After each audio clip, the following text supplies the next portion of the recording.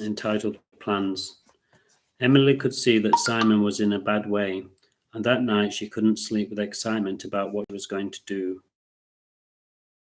For pity, the last few days had made her think about what a kind soul he was and how lucky she was to have him. Unlike a lot of guys, he wouldn't cheat on her, she reasoned. He was an old-fashioned gentleman with old-fashioned values. Although it was usually the male prerogative to ask the lady for a hand in marriage, it was obvious to her that she had to take over the reins, as he obviously had too much on his plate. The next day they walked along the cobbled streets into town. The snow was thankfully melting and the sun was beginning to shine. A good sign, she thought. Simon had totally lost his spark, but she was determined to bring it back. He was in a dream world, and when she clasped his hand tenderly, he jumped. His mouth fell open when she slowly spoke the fateful words. Emily looked into his eyes for clues as the clock on the wall slowly ticked. It hadn't occurred to her that he could say no. Finally, he answered yes, and then yes with more passion, and they fell into each other's arms.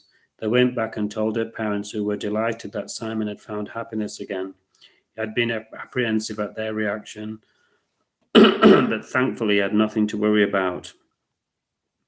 All they wanted was for him to be happy.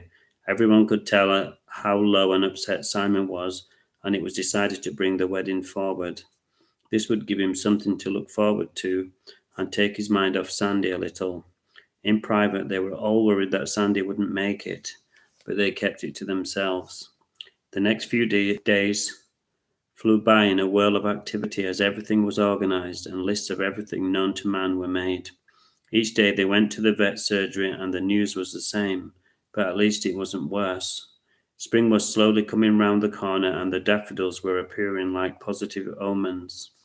The day of the operation came round and once again they sat in the waiting room. It was only 1 week to the wedding and everyone was praying for good news. Emily held Simon's hand as the minutes and hours ticked by. Simon didn't think he could take any more waiting. Finally the doors swung open and once again the vet appeared.